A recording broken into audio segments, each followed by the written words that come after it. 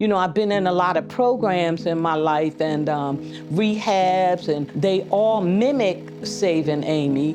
They say, okay, we're gonna get you housing, and you get these things, and then people don't tell you how to maintain them. They don't help you manage it.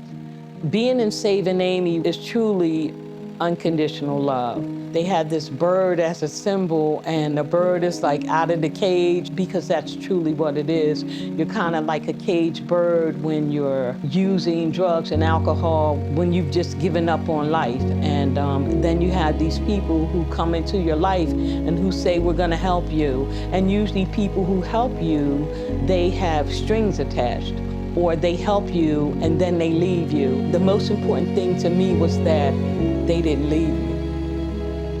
I almost know that they're not going to go out of my life. Like, I feel like I found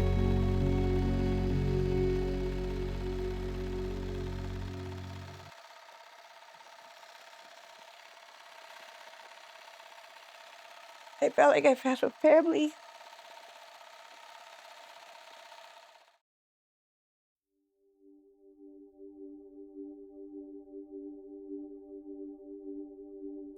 So my name is Jennifer Kiernan, and I am the founder and executive director of Saving Amy. Saving Amy is a 501c3 nonprofit that provides community and resources for families that are transitioning out of homelessness. The shelter places the family in housing. We come in after the fact to make sure that they don't fall back into homelessness and that they move forward in life. We walk with our families for 3 years because healing takes time, and we do this with a holistic approach. And when we first started, we were just people helping people.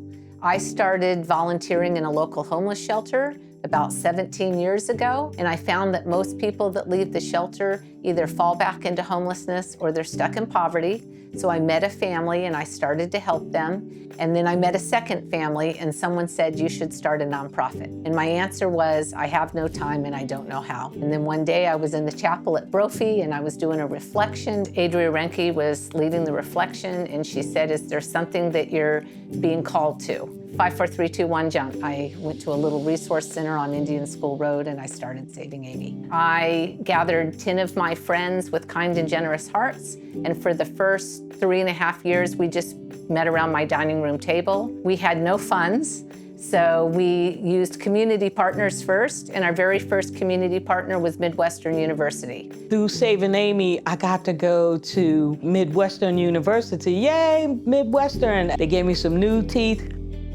Before, when I smiled, I would just like cover my mouth. Now I have a big, bright, beautiful smile to go with my big, bright, beautiful personality.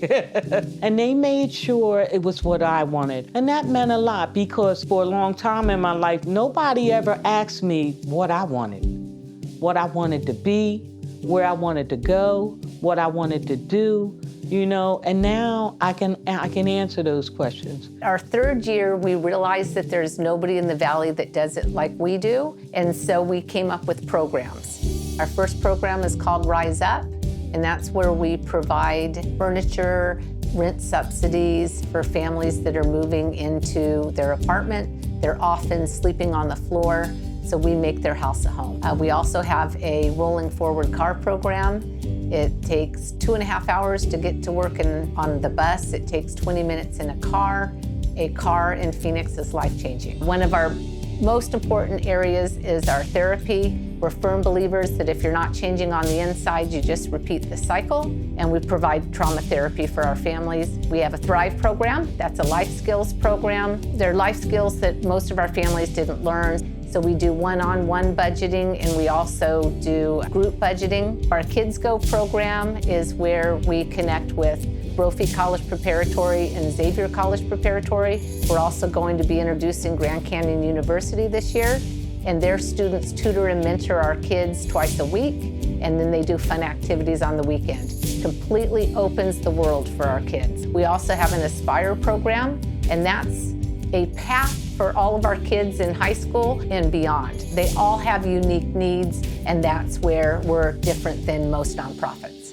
I did have a vehicle when I first started with Saving Amy. It was my parents' vehicles. They got into a financial situation where they wanted to give the car back. I was no longer going to be with a vehicle, and that's really stressful because I do work really early in the mornings. I knew when I first came with Saving Amy that they offered a program, and I told her the situation. I'm still like in shock for somebody to give you such a big gift like that and a blessing for your family. It's amazing. Having something that's actually mine and it's in my name and like 100% mine is like, I've never owned anything in my life.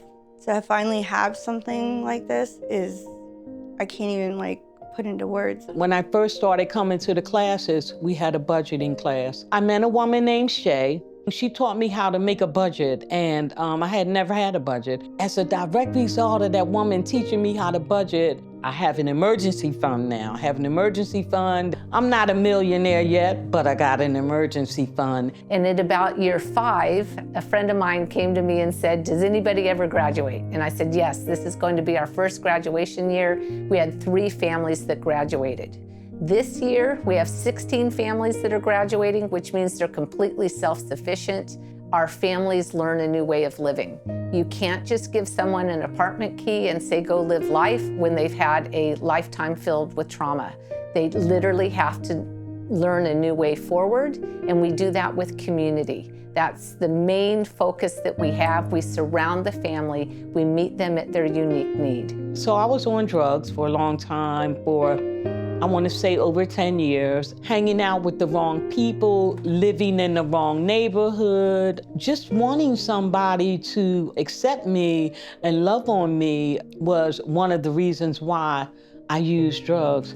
I started off with heroin. I was an IV drug user for a long time, and I became homeless as a direct result of the drugs and the alcohol. I slept in the streets, I prostituted, you name it, and I did it. And if I didn't, I used to think that if you could name something that I didn't do, I would do it, so I could put it on my list. I started smoking crack, and that really just like took me under, like totally under the water, like I had drowned. I started doing things like standing outside begging for money, jumping in and out of men's cars, doing things that are unmentionable. I did whatever I needed to do in order to get the drugs. By the time I was 25, I got pregnant. So I had my son, and I remember that I was homeless while I was pregnant, and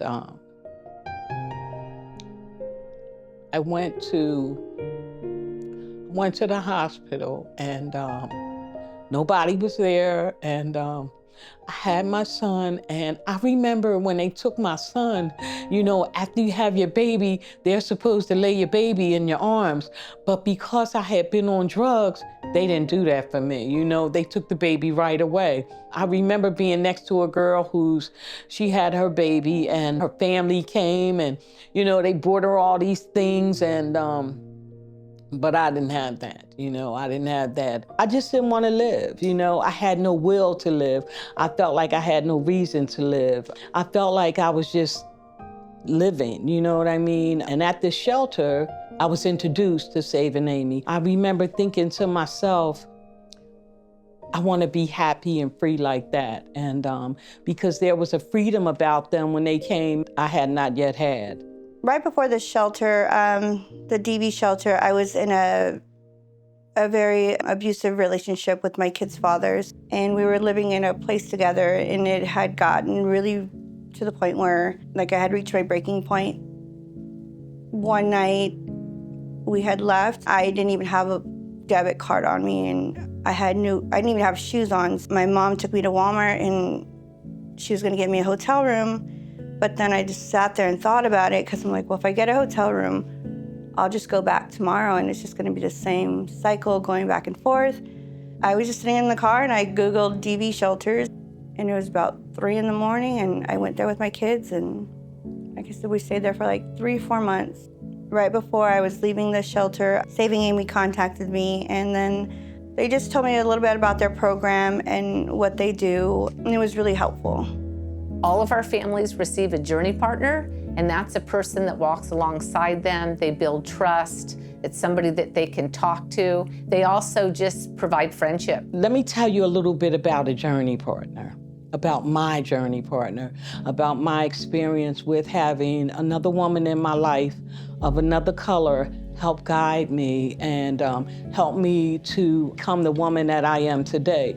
Her name was Jessica, and she told me that it wasn't that I wasn't a woman, it was just that I needed some help. I had trust issues because when you're out there using, you don't know who to trust or what to trust. She taught me that I was worth it, because for a long time in my life, I believed that I wasn't worth it. She was gentle. She didn't pull any punches with me, but she was gentle with it, and I wasn't used to that. I was used to kind of tough women, you know. She would point out my gifts, but my self-esteem at that particular time was so low, I didn't believe that I had any gifts. But she believed in me when I couldn't believe in myself, when I didn't believe in myself. But just gives them encouragement, let them know that they're cared for. We've had huge growth between our 5th year and then again this 10th year that we're celebrating. By the end of the year, we'll be helping 50 families. Somebody asked me recently, what is our secret sauce? It's love and compassion. And I know that that sounds esoteric and pie in the sky, but it's the truth. We couldn't do what we do without individual donations. It's how we first started. And it's how we keep our programs running. And then we just have donors that have come forth. We do not receive any government funding. I'm a firm believer that there's 8.5 billion people on the planet and that someone is going to help us. All the time, we're busy. And I always say we just grind. And it's at this time of year, at the Saving Amy celebration, where I feel like we sit down and we get to really see not what we've done, it's what our donors and our volunteers have done. It truly is about community, and it's about love and compassion, and it's about our families being empowered to know that it's for them too. They get to choose the life that they want to live. We just help fill in the gaps. It is absolutely incredible when I think that we have families that were on the street, living in a shelter, and now they're at a point where they're going to be able to purchase their own home. They have dignity and hope. And I would tell you that that's the most important thing to me, that they feel good about themselves. I knew bits and pieces, and I would see glimpses of Tilly, you know, but I just couldn't hold on to her. Eventually, though, as a direct result of Saving Amy, I'm me now, you know, and I love me, and I'm in love with me, and I'm having this mad, passionate love affair with me. And as a direct result of some 12-step programs, you know, I've been clean about 6 years now. From 3 years ago, where I was in my apartment with nothing there, and just wondering how was I gonna restart my whole life, into where I'm at now, where I'm like, I sometimes feel like I have too much stuff in my house. I'm like, oh, I need to get rid of stuff. The way that they've changed my life is that I have a home now. My kids have a home and not just a house, and we're safe. And that's what matters the most, is that we're safe. I think having the support that I did with Saving Amy, it really, really taught me that I deserve better and my kids deserve better. Just knowing that there's good people out there and people that have a heart and want to help you get to where you should be in life. Try your best every single day. That's what I do.